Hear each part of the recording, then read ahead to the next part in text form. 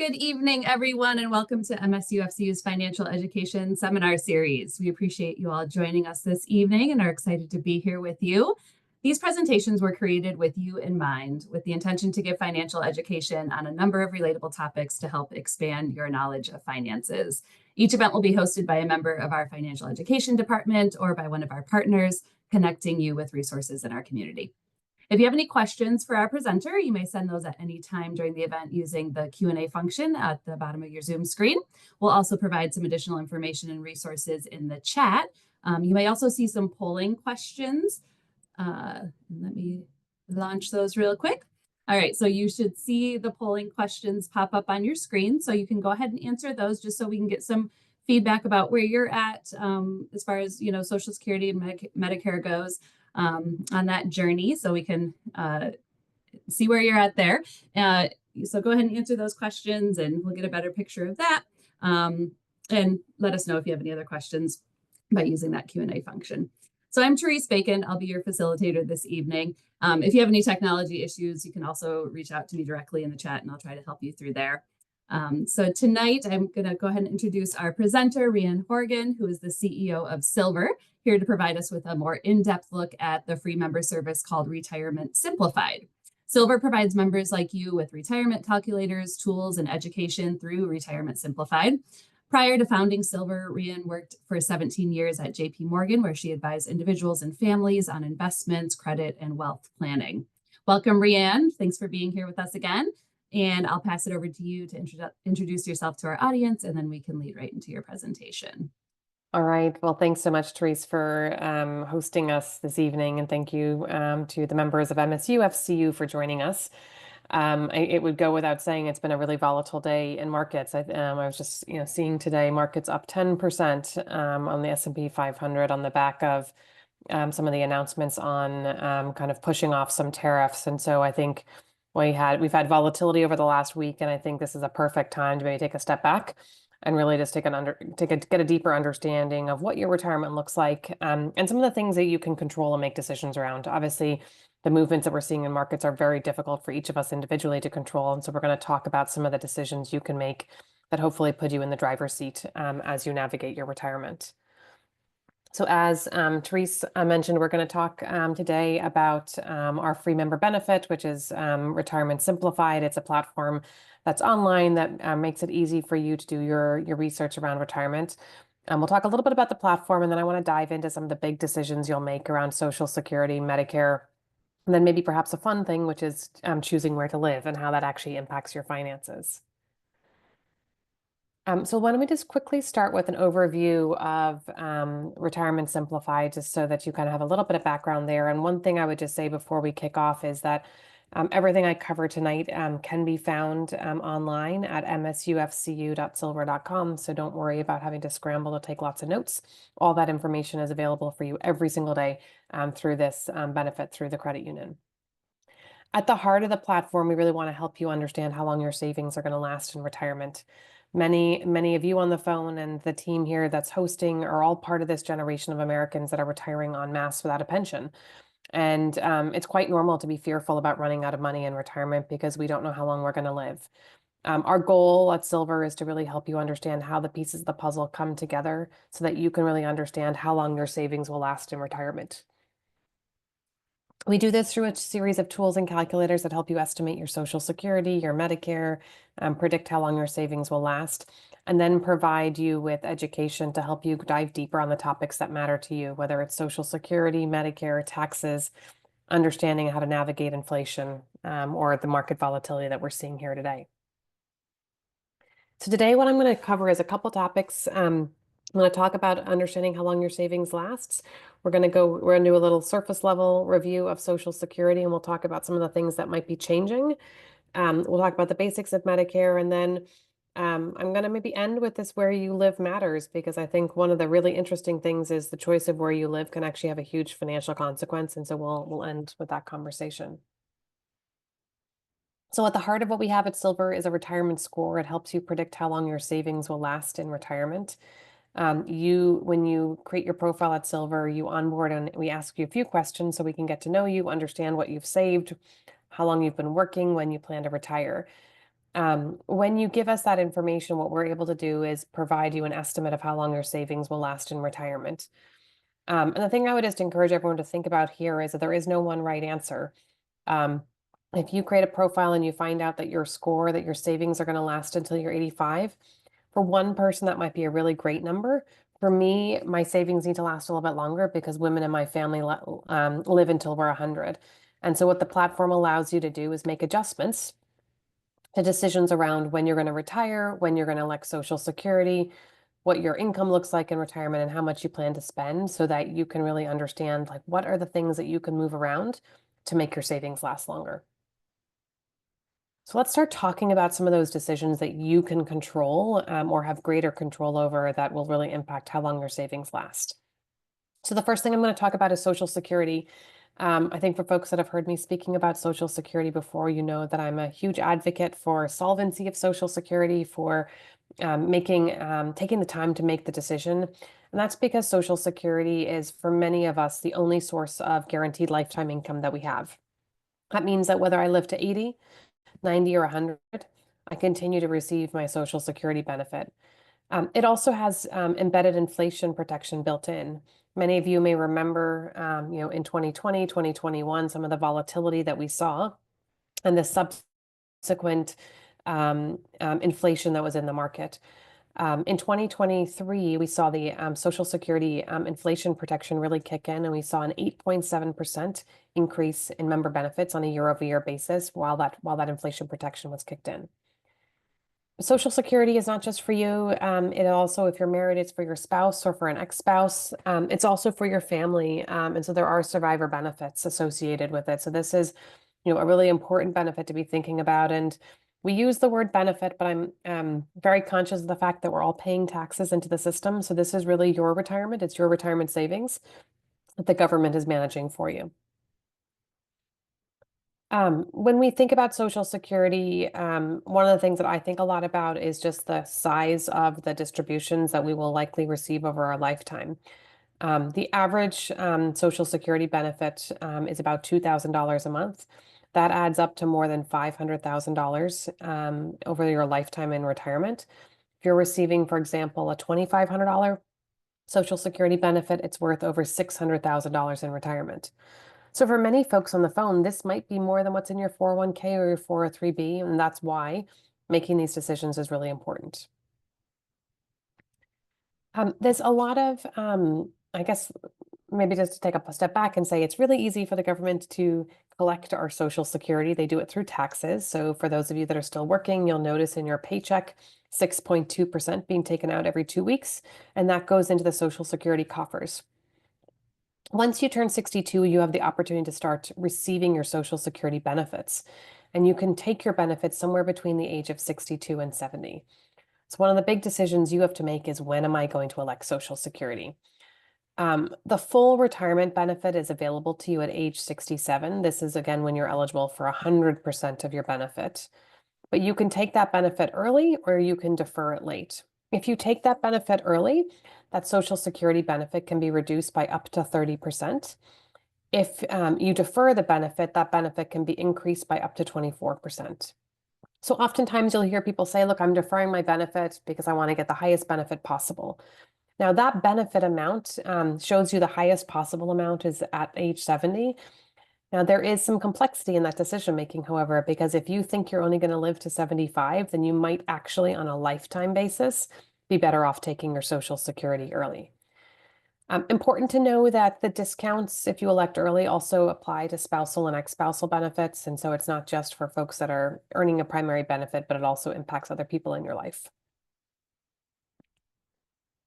There are a few exceptions on when you can elect Social Security. So folks that are survivors can elect Social Security at age 60. Survivors with minor children can elect at any gay age. And while we're not going to dive deep on disability benefits tonight, when you elect Social Security for disability benefits is really based on that date of disability. So let's talk a little bit about how your marital status actually impacts your Social Security. So the first thing is for folks that are single, you are eligible for Social Security after earning what's called 40 credits.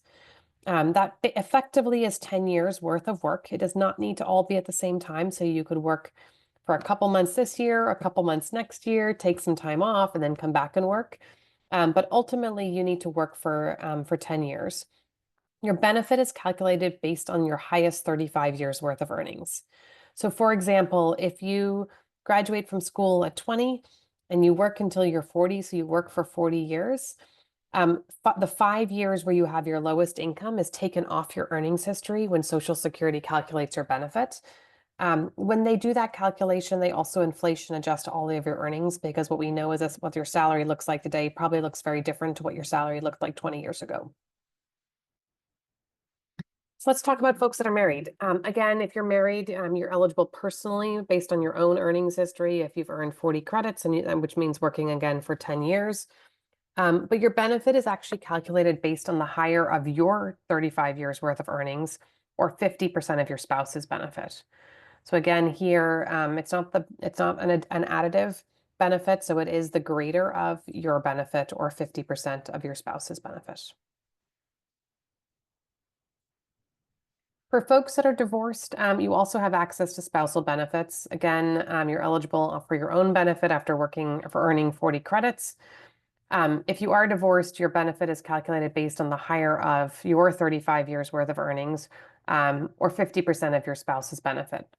The key thing here is you need to have been married for 10 years and not have remarried.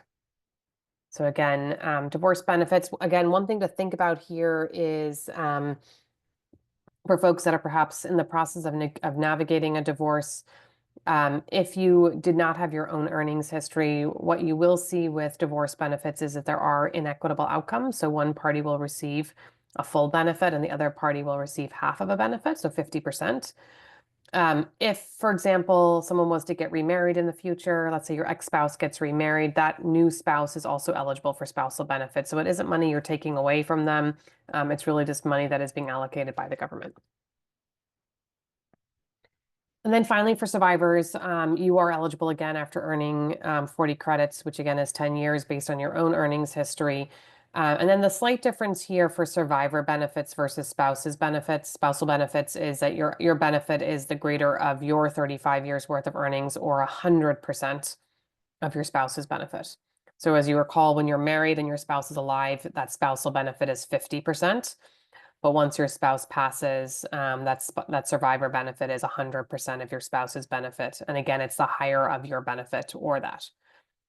Important thing just to note here, when I say that it's the higher of, it does mean that when your partner passes, that you will only be receiving one Social Security benefit, not the two Social Security benefits you were receiving pre their passing. And so I often say to folks, you really need to have a plan for retirement for someone who is married or in a partnership, where what's the plan for the two of you and what's the plan when there's just one of you, because the income stream does change. For non-marital legal relationships, Social Security does recognize some non-marital legal relationships, things like civil unions, domestic partnerships. Here, Social Security follows the relevant state law. So if the state recognizes the partnership as being equivalent to marriage from a legal perspective, then you'll be eligible for spousal, ex-spousal, and survivor benefits. There are some specific rules around spousal benefit eligibility. I just wanted to run through that for a minute. So the first thing I wanted just to flag is that spousal benefits, in order to be eligible for a spousal benefit, you need to been married for a year. For ex-spousal benefits, you need to have been married for 10 years. And then for survivor benefits, you need to have been married for 9 months.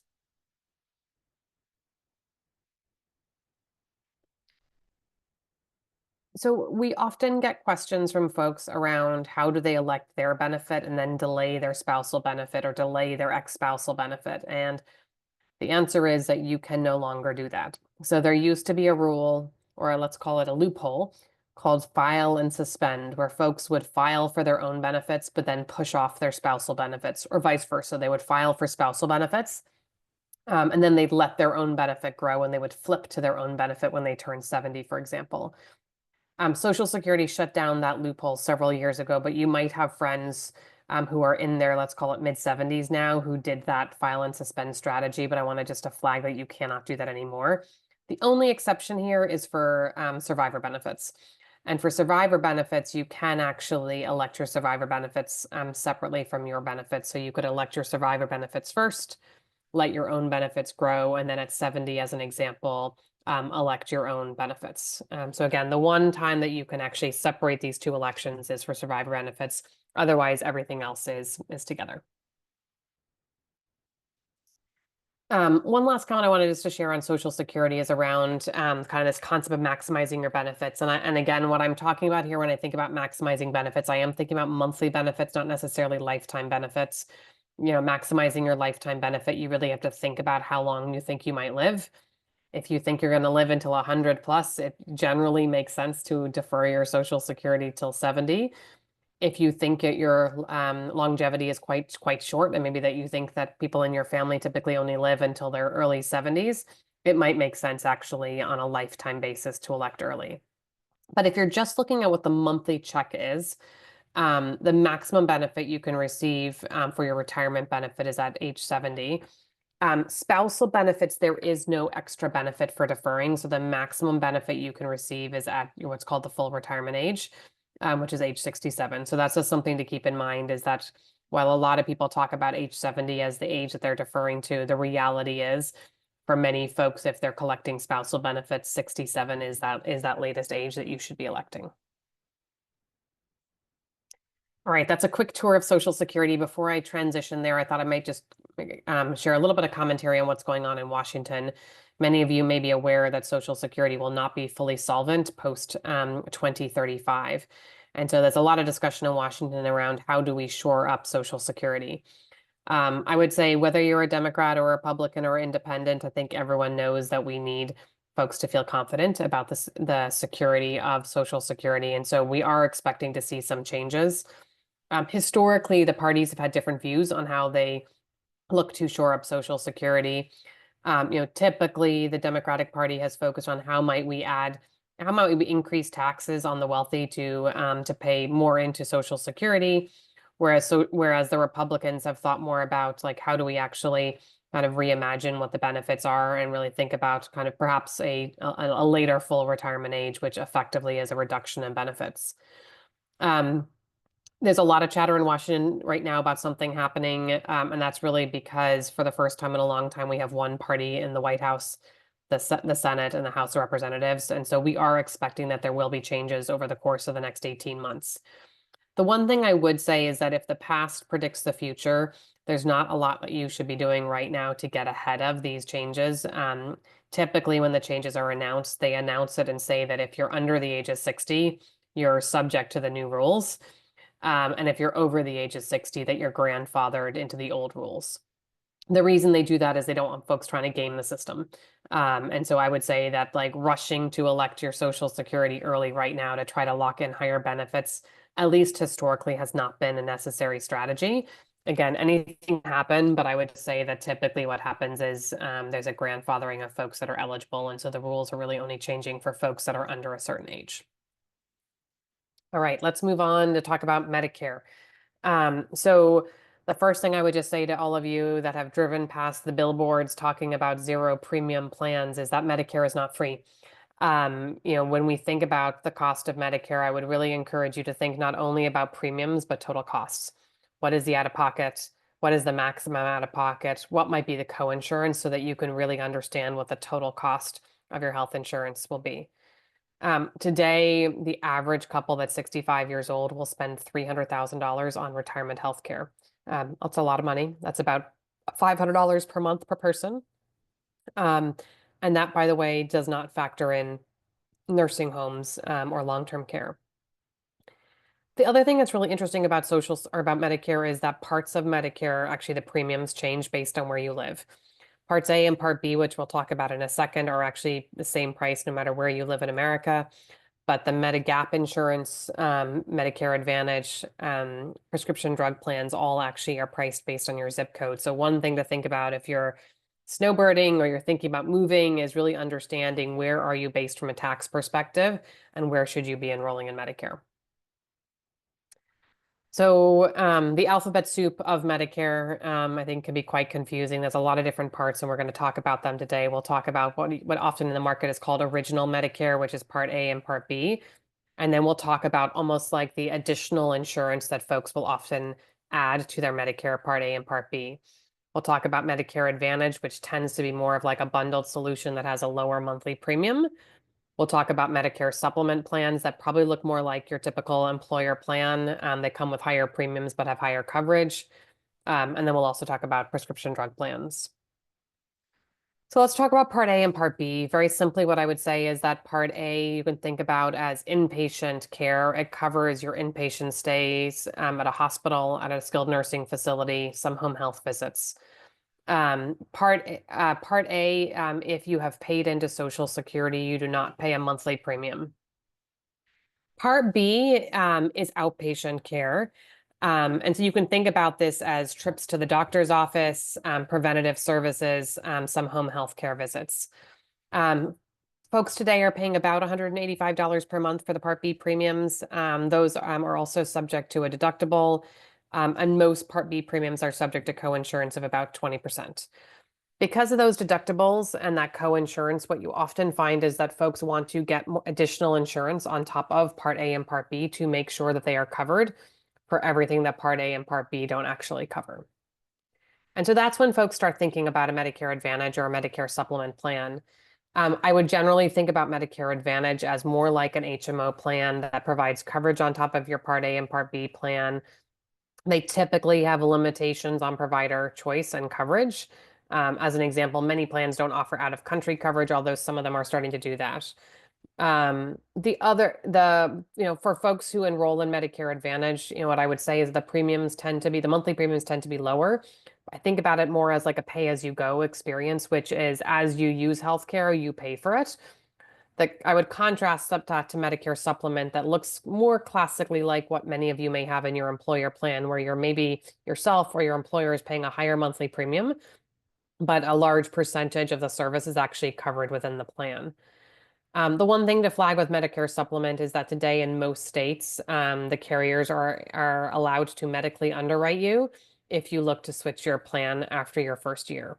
So that means if you're 67, 68, and you want to change your plan, if you've had a medical issue recently, the carriers may decide they will not accept you.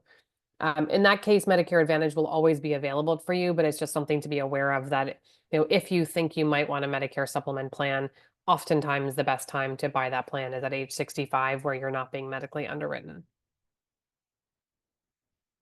Prescription drug plans, really help you cover your prescription drug costs. I think for many of us, it's pretty shocking when we see what those over-the-counter prices are, at the pharmacy when we go to pick up our prescriptions.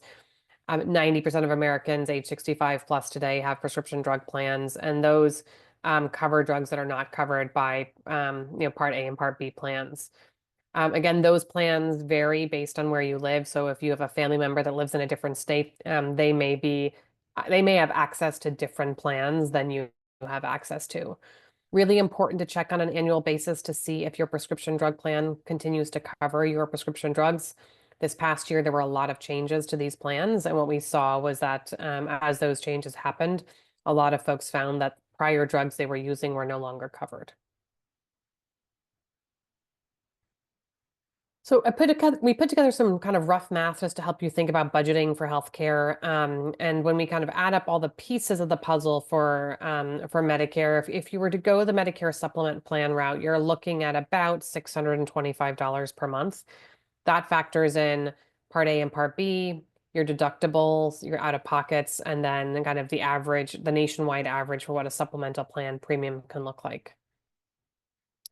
The total cost for Medicare Advantage is not that different if you are a high user of healthcare. And so the example that we have here, what we've added to the premium is we've added in what the average out-of-pocket network premium looks like. And so when you add in that out-of-pocket limit, you can see that Medicare Advantage plans can start to look very similar to what you're paying on the Medicare supplement side.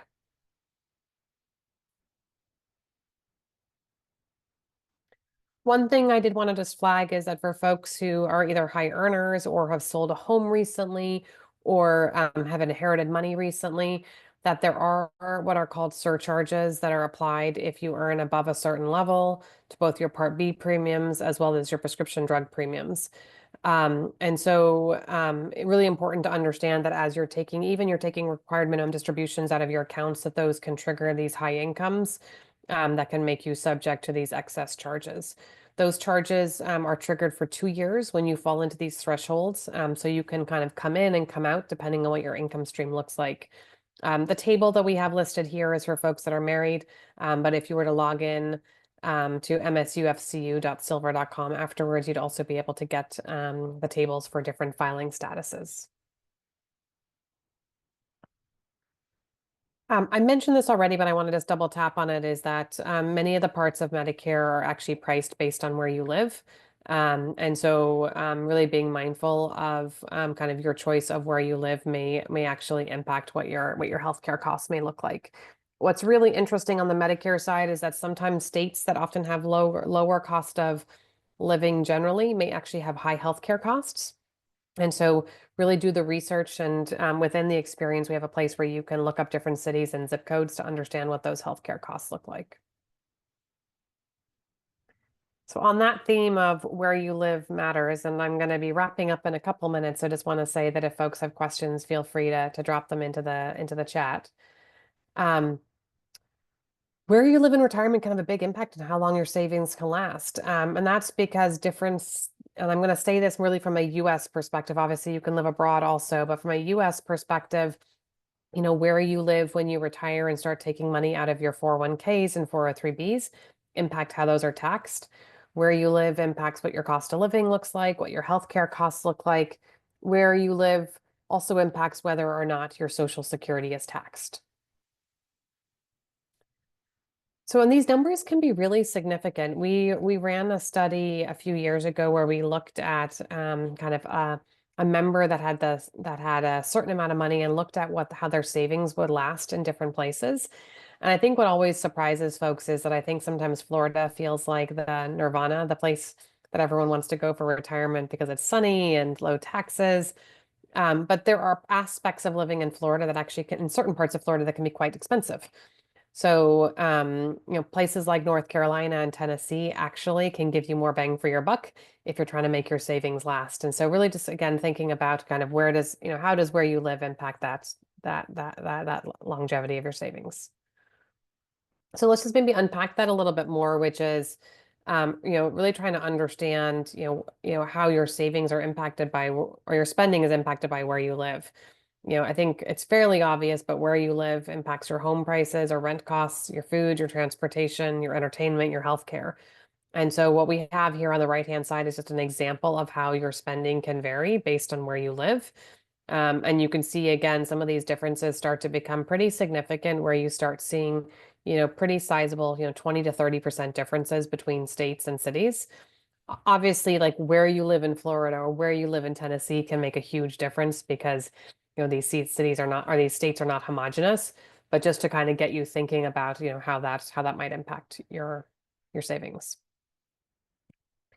Some of that is being driven by your income taxes. And again, it depends on what your income looks like. States like California for high income earners have extraordinarily high taxes. States like Florida, Texas, Nevada have no state taxes. And so as you think about state taxes, do think about, well, what does my retirement income look like? I may not be receiving classic W-2 income anymore, but I might still be receiving income from an annuity, Social Security, RMDs from my retirement accounts, all of which are taxed both at the federal level, but also at the state level. State sales taxes also come into play. Some of the states that have lower income taxes often offset that with higher sales taxes as a way to really kind of compensate for the fact that they have these lower state taxes. And then some states actually tax Social Security. And so there are 9 states today that tax Social Security. Each state's a little bit different in how they do that. Some of them offer exemptions below a certain threshold. Other states like Minnesota tax every dollar. I know that most folks who are on the phone today live in Michigan or Illinois, but I want to just flag this for you because if you move or you have a family member that lives in another state, just being conscious of how their Social Security might be taxed is an important factor as folks kind of run the math on their retirement.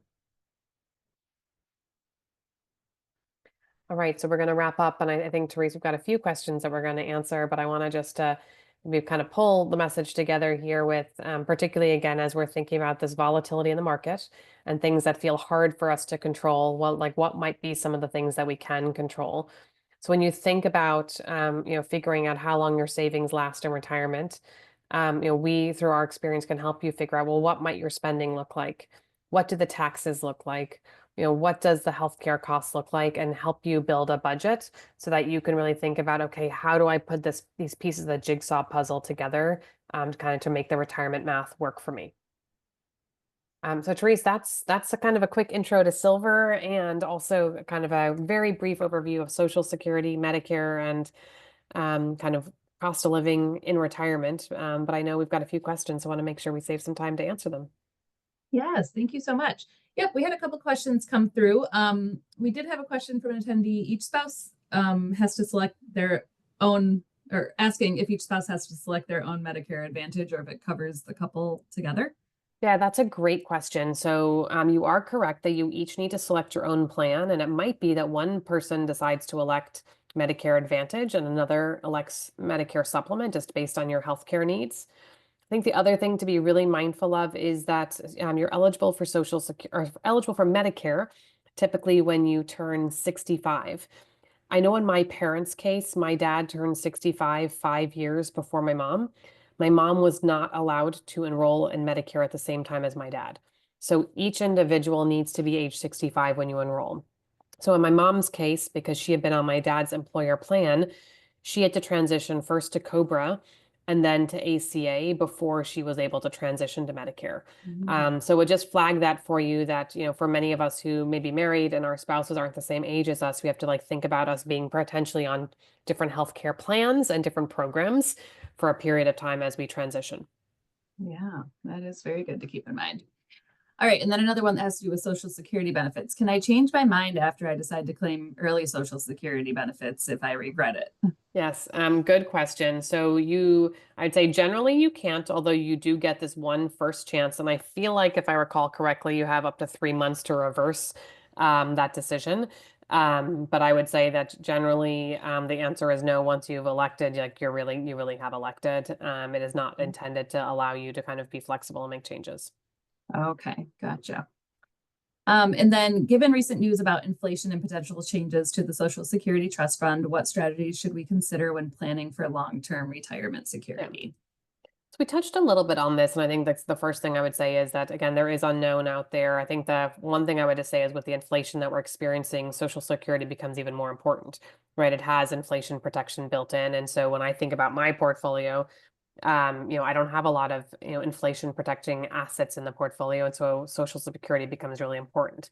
That's where I would say is if it makes sense for you, deferring Social Security can be even more powerful because you're deferring when you defer that inflation protection gets added onto a larger sum of money. And so that can be really powerful if you have that flexibility. But the last thing I would say is don't try to beat the system. It's rare that the government, when they make changes, makes it in a way that allows you to arbitrage something. So my guess is that the changes that'll be made, again, if it's like the past, the changes that are made will really make sure that folks that are old enough to elect are grandfathered into the old rules, and that those of us that are maybe a little bit younger are impacted by the new rules. Okay. And then how early should you enroll for Medicare? Like, do you have to wait till your 65th birthday or do you get notified early? How does that work? So it's a really good question. So parts A and part B, you basically can start electing about 3 months before you turn 65. You do have the ability to start working on like a Medicare supplement plan a little bit earlier. But the general window for kind of starting your your Medicare election is the 3 months before your 65th birthday and 3 months afterwards. What we always encourage folks to think about is not waiting until the last minute because then you can feel under a lot of pressure to kind of rush and make decisions. it's generally a good idea to start to kind of diving deep on what the carrier plan options are around age 64. So that you can start to learn like what are the options, who are the carriers, talk to family and friends to see what their experience have been with different policies before you make a decision. So if you still have like an employer plan at age 65, would you still enroll in Medicare then, or just keep your employer Yeah, plan? so it's a really good question, Therese. So I hate to give you an it depends answer, but it is Yeah. an it depends. Okay, that's what I Part of it figured. is that it depends. It actually depends on your what I would say is that generally, if you have what's called a qualifying employer plan, you are able to stay on that employer plan and not be penalized for like waiting to for electing Medicare. Okay, yeah. That being said, you do need to check with your employer because some employers do require you to elect Part A and Part B, Mhm. even if you're staying on the employer plan. And so what we always say is just triple check with your HR team. They will know whether there's any requirement for this healthcare plan for you to take out Part A and Part B. If not, what you end up with is what's called a special election period, where after you retire from your job, you then have the ability to have this special enrollment window for Medicare. Okay, gotcha. All right. Well, I think that kind of wraps up all the questions we had. So once again, you can scan that QR code on your screen to register for Retirement Simplified and kind of get this whole plethora of information that they have. Any question that you can think of, they can probably answer it for you there when it comes to Medicare and Social Security. So go ahead and check that out. There'll also be a short survey that pops up when you log off of the Zoom tonight. So go ahead and complete those couple questions for us to get your feedback on tonight's session. Once again, thank you to Rhiannon and her team at Silver. We appreciate that you joined us tonight. And I know this is just such a great benefit for our members. So I hope that everyone takes advantage of signing up for that. So thanks to everyone All right. and have a great night. Thanks so much for hosting us, Therese. And again, to all the members out there, thank you. You've worked really hard to get to where you are. We want to make sure that you get what's yours, and thrilled to have MSU FCU on your side, helping you navigate retirement. Yes, thank you so much. All right. Have a good night, everyone. Bye-bye. Thank you.